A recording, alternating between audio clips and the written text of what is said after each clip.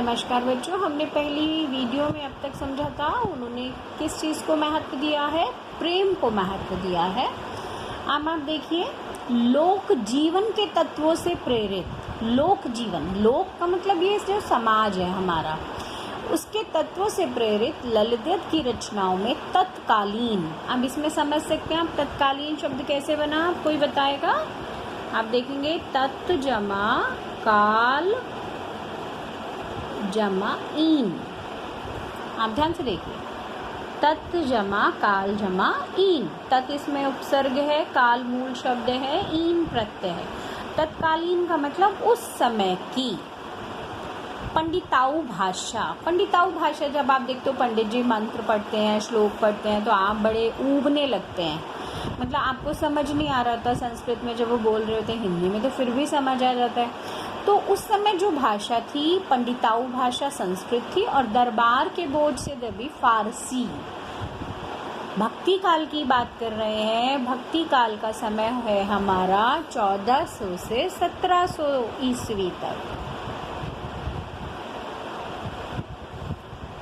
ठीक है। भक्ति काल है ये हमारा, कौन सा काल है? भक्ति काल। तो भक्ति काल के उस समय में हमारे यहाँ जो दरबार में काम में भाषा आ रही थी वो कौन सी थी? फारसी। आपने देखा ना, उर्दू फारसी। तो फारसी के स्थान पर उन्होंने जनता की सरल भाषा का प्रयोग किया। जो जनता की सरल भाषा होती है, आप देखोगे तुम्हारी आम भाषा में हम तुम्हें समझाते हैं तो तुम्हें एकदम से समझ आ जाता है, लेकिन वही भाषा अगर बहुत शुद्ध हो, साहित्यिक हो, पंडिताऊ हो तो समझना थोड़ा कठिन होता है। तो उन्होंने आम जनता को समझाया। यही कारण है कि ललित की रचनाएं सैकड़ों सालों से कश्मीरी जनता की स्मृति और वाणी में आज भी जीवित हैं। आप देखोगे जैसे रामचरितमानस की पंक्तियां हैं, रघुपति राघव राजा राम, पतित पावन सीताराम, सबको याद है। अब जो बच्चे गुरबाणी का पाठ करते हैं उन्हें अपने याद होते हैं। तो आप देखेंगे कुछ चीज़ें ऐसी होती हैं जो हम सबकी वाणी में, हम सबकी यादों में हमेशा बस जाती हैं। जैसे उत्तर भारत में रामचरितमानस सब लोग बहुत जानते हैं, आप रामचरितमानस को रामायण भी कह देते हैं, जबकि रामायण संस्कृत में है और रामचरितमानस अवधी भाषा में।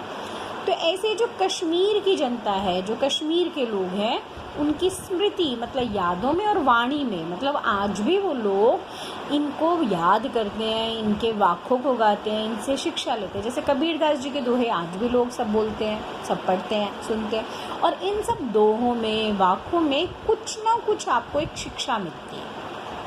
कबीरदास जी के दोहों में आप देखते हैं ना कि धर्म, भगवान को कहीं बाहर ढूंढने जाने की आवश्यकता नहीं है, ईश्वर हमारे मन में समाये है।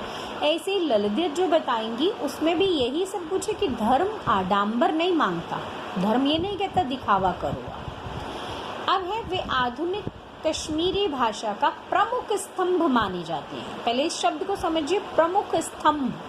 स्तंभ का मतलब होता है पिलर।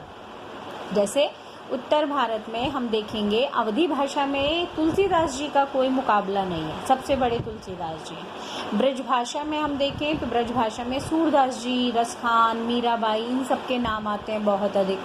तो कश्मीरी भाषा में प्रमुख स्तंभ, सबसे प्रमुख नाम है ललित का। तो सबसे प्रमुख कवित्री हैं, कवयित्री हैं, कवि नहीं है, ध्यान से देख लीजिए कौन है ये? कवयित्री। कैसी कवित्री है? संत। और साथ में क्या है? लोकप्रिय। लोकप्रिय में समास विग्रह करेंगे, लोक में प्रिय तत्पुरुष समास। कश्मीरी में आप देखोगे क्या होगा? कश्मीर जमा ई प्रत्यय, कश्मीरी। आप देखोगे तो बहुत चीज़ें ऐसी मिलेंगी जो आपने अभी तक पढ़ ली हैं, उनको आप यहाँ रिवाइज कर सकते हैं। उपसर्ग का प्रश्न है, प्रत्यय का प्रश्न है, आपका समास का प्रश्न है। तो यही चीज़ें होती हैं ध्यान पूर्वक पढ़ने की, कि आप उन्हें ध्यान से पढ़िए, ढूंढिए। समझ आ रहा है ना आपको? तो इसी तरीके से आप यहाँ पर देख लिया, आपने उनके बारे में जान लिया। अब अगली वीडियो में हम देखेंगे इस पाठ के जो शब्द अर्थ हैं, पहले उनके बारे में समझेंगे, उसके बाद आगे बढ़ेंगे। धन्यवाद।